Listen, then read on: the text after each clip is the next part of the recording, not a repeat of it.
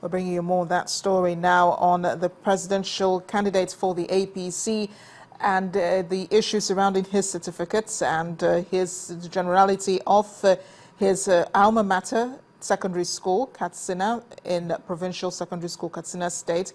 One of the general's classmates, a former Inspector General of Police, Mr. Ibrahim Kumasi, insisted not only did General Buhari attend the school, but he took the WASC examinations, and the certificate, which has now become viral, is authentic. Well, Channels Television has taken a trip to Katsina, first to the General's Secondary School in search of more information, and has sought to get insight from others who are in a position to help bring some finality to this issue. Reportedly released by Government College pilot Katsina, upon which the APC presidential candidate hopes to bury the doubt about his eligibility for next month's election, are forged, manipulated, and fraudulently procured. I attended Provincial Secondary School, Katsina. I graduated in 1961 with many prominent Nigerians, including General Sheikh Musa Adwa, former Chief of Staff and Supreme Headquarters, and Justice Umar Abdullahi, a former President of the Court of Appeal. We searched for the University of Cambridge WASC examination together in 1961. It is one of the most talked about issues in the nation presently. General Buhari insists that he possesses a secondary school certificate. A copy in circulation appears to back his claim, but the PDP says that the document is not authentic. Channels Television takes a trip to Katsina State, and our destination is General Buhari's alma mater, the Provincial Secondary School, now known as the Government College Katsina. The school is divided into 3 sections: pilot, senior, and junior. Our mission here, however, goes beyond architectural design. We are here to speak to the principal of the school, Mr. Ishaku Bello, who issued the certificate now in circulation. Though he didn't grant any formal interview and refers us instead to the State Commissioner of Education. Only grant interview if you have clearance from the Ministry of Education. Efforts made to speak to the Commissioner fails, but one man who is willing to speak about the issue is former Inspector General of Police, Mr. Ibrahim Kumasi, who was General Buhari's classmate in secondary school. General Muhammad Buhari was head of state, so he couldn't attend. In fact, we held it with some of our teachers are here. Going back memory lane, he displays a photograph of a reunion which General Buhari could not attend, as he was bogged down with work as Nigeria's military head of state back then. The retired police boss not only insists that the general attended and sat for the exams in 1961, he also questions the rationale behind the curiosity hovering over General Buhari's academic credentials. Came here for the senior primary school, which was equivalent to post-primary education. And after that, we continued as secondary education. It did 6 years here, and we set for the same West African School Certificate in 1961. The Nigerian Army does not have the original copy of his WASC, nor does the Nigerian Army have a certified true copy of that WASC result, nor an original copy, a photocopy. We don't have that. The military had said that neither the original copy, certified copy, nor statement of result of General Buhari is in their file. Mr. Kumasi, however, faults this claim. When he was in detention, his house was searched and all his documents he lost. Well, why should they say so?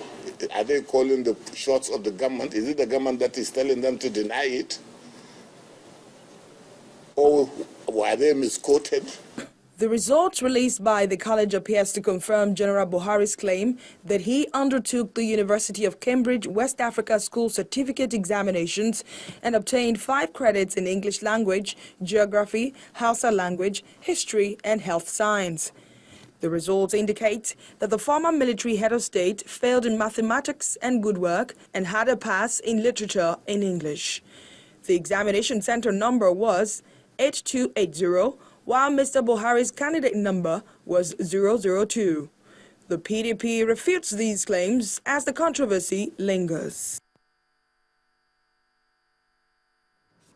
The Deputy Director of the APC Presidential Campaign Organization, Senator Olorunimbe Mamora, has asked party members and Nigerians to be vigilant during the entire electoral process. At a meeting of the party's state campaign coordinators, Senator Mamora said elections do not begin and end on the day the ballots are cast, and attention must be made and paid to the various stages of the electoral process. Senator Mamora also called on Nigerians to make sure that they collect their PVCs before the elections.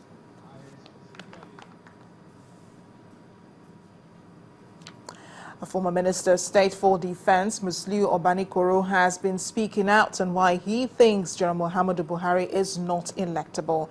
Obanikoro, who was addressing a crowd of PDP supporters under the aegis of Goodluck Sambo campaign group in Badagry, says the APC presidential candidate should be judged by his past record of tyranny and not what the party wants the people to see. The quiet town of Badagry got its fair share of political activity as PDP supporters under the aegis of Goodluck Sambo Independent Campaign Group in Lagos rallied together to show solidarity for their candidate.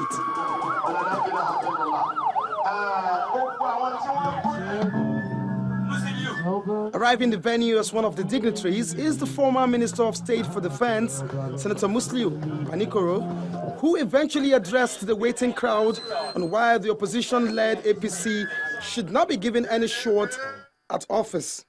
They are talking about corruption. When in Lagos State, one man has been collecting commission on our revenue for 16 years.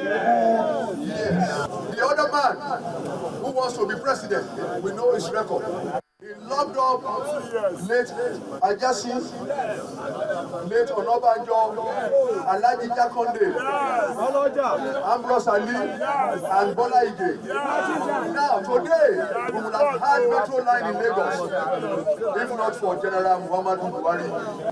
And it is this same man that they are trying to sell to us that is the best man to ever happen to this country. Is that true? No!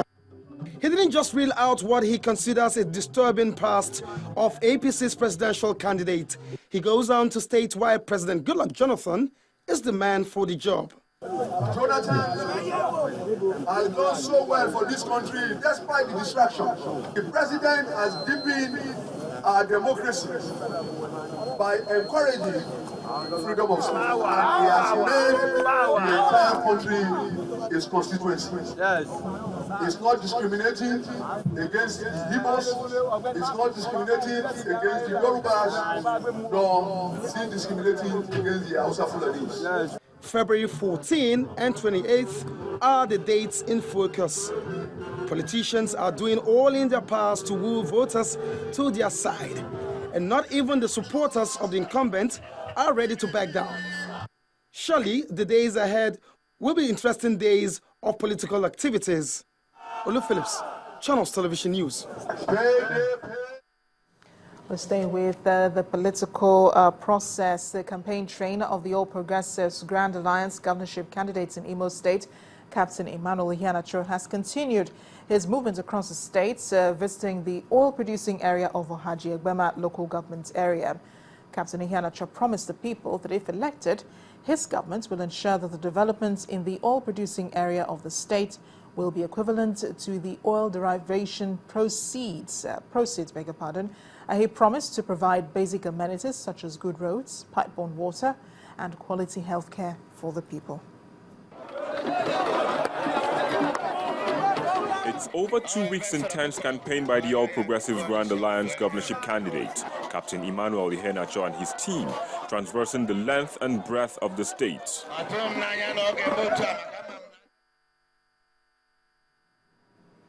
We do apologize for that, not being able to continue with that video. We'll rectify the problem and get back to it later. In the meantime, since the All Progressives Congress has hit the ground running with its campaigns, things seem not to be slowing down at all. The party in Kwara State has taken its outreach to more towns and local government areas. As a leader of the party, Senator Bukola Saraki and the governor, Abdul Fattah Ahmed, continue to spread their message of change to people in the state. Over in neighboring Kogi State, the party has set up a think tank and strategy to make sure that the party emerges victorious at the polls.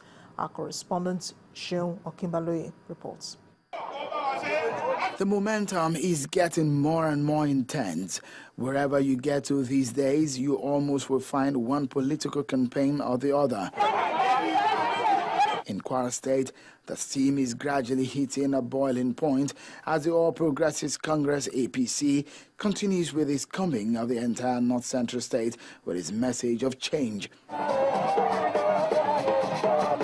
In Badagry town, the headquarters of Badagry local government area, the campaign train of the Kwara governor makes a momentary stop. The presence of the governor and his entourage is received with a full blast of entertainment.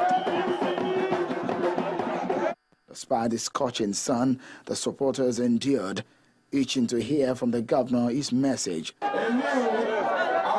Today, we present to you our candidates for the general elections. On the 14th of February, we would vote for our president and our lawmakers, and Buhari is our man. Several kilometers away from Badagry to areas of Ilorin East local government, the leader of the party in the state, Senator Bukola Saraki, hand in hand with the governor, tells the people how they hope to consolidate on the performances of the past term. And to Kogi State, still in the North Central region, the atmosphere is far from the usual campaign buzz. It is a press conference by some members of the party on their strategies of winning the state for the APC. The party succeeds in the forthcoming presidential.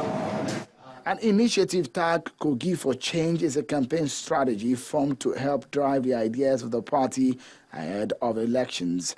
The goal of Kogi for Change is to act as a conveyor belt to disseminate the change agenda of the APC presidential candidate, General Muhammadu Buhari, in Kogi State. The intensity grows while the people listen and watch what the politicians have to offer. The result of the several weeks of outreaches will be determined at the polls next month. Seun Okimbaloye, Channels Television News.